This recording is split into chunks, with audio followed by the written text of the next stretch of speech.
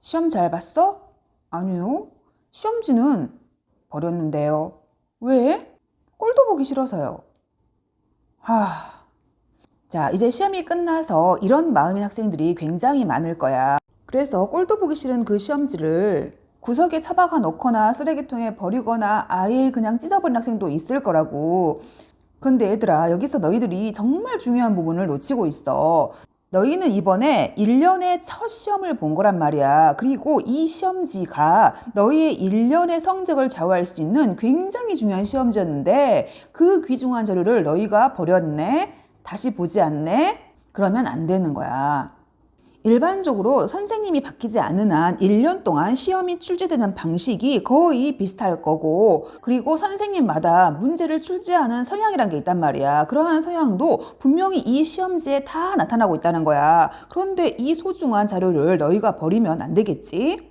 그래서 나중에 어떤 문제가 어떻게 나올지를 너희가 예측할 수 있고, 어떻게 너희들이 이제부터 내신을 대비하기 위해서 공부해야 할지 방향을 잡아줄 수 있다는 거지. 그렇기 때문에 너희가 본 이 시험지를 철저히 분석함으로써 다음 시험을 대비할 수 있다는 거야. 그러니까 얘들아, 제발 이 시험지 버리지 말고, 버린다 하더라도 딱 3가지만 확인하고 버리도록 하자. 자, 이렇게 선생님이 시험지 하나를 준비했어. 이 시험을 끝나고 나서 이 시험지를 철저히 분석한 학생들은 이런 식으로 자기가 어떤 부분이 틀렸는지, 어떤 부분에서 실수를 했는지를 이렇게 파악을 했을 거란 말이야. 그런데 여기까지 하지 않다 하더라도 학생들이 봐야 할 3가지. 첫 번째가 뭐냐면, 일단 너희가 시험 범위 전체에서 어느 부분의 비율이 높았는지를 확인할 필요가 있어. 그래서 여기 나온 것처럼 각 문제별로 부교재에서, 교과서에서 이런 식으로 선생님이 표시를 해 놓은 거지. 이걸 표시해서 확인하고자 하는 게 뭐냐면 바로 이거야. 너희가 실제 시험 범위가 교과서, 부교재, 모의고사라고 했을 때 어느 부분의 비율이 높은지를 너희가 확인해야 돼. 만약에 교과서가 절반을 차지한다면 너희가 다음 시험을 볼 때 이 교과서에 조금 더 비중을 둬가지고 공부를 해야겠지. 어떤 경우는 이런 식으로 부교재가 절반 이상이 넘을 수 있단 말이야. 그러면 공부를 할 때 실제로 부교재에 더 많은 비중을 두고 공부를 하면 되겠지. 이런 식으로 학교마다 각각의 시험 범위에서의 출제 비중이 다르단 말이야. 이것을 확인함으로써 너희가 다음에 공부를 할 때 어떤 부분에 더 신경을 써야 할지 그런 부분이 확실히 보이겠지. 특히나 교과서가 굉장히 이렇게 많이 나온 학교 같은 경우는 사실 교과서를 한 번쯤은 암기하는 것도 괜찮아. 그래서 최소한 학생들이 어느 부분에 출제 비율이 높기 때문에 다음 시험을 대비할 때 학생들이 어떤 부분에 조금 더 많이 시간 투자를 해야 될지 확실히 알 수가 있겠지.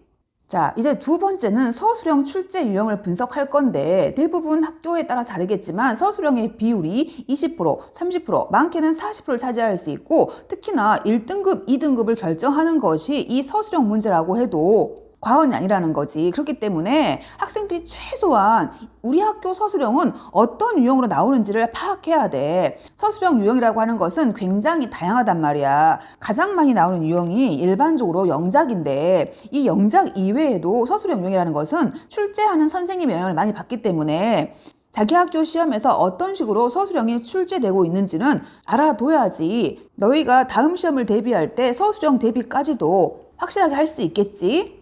자, 그리고 마지막 3번째야. 3번째는 객관식 출제 유형의 비율인데 사실 객관식 같은 경우도 여러 가지 유형이 나오지만 어차피 시험에 나올 수 있는 유형이 정해져 있어. 그런데 특이한 건 학교 선생님별로 선호하는 문제 유형이 있다는 거야. 어떤 선생님 같은 경우는 객관식 문제에 어법 문제가 굉장히 많이 나와. 어떤 선생님 같은 경우는 어휘 문제로 문제를 많이 바꿔서 출제하더라 이 말이야. 선생님 같은 경우 사실 빈칸 문제를 굉장히 좋아하거든. 그래서 만약에 선생님이 이렇게 시험을 출제한다면 빈칸 문제를 많이 낼 것 같단 말이야. 이런 식으로 분명히 학교 선생님별로 선호하는 문제 유형이 있다는 거야.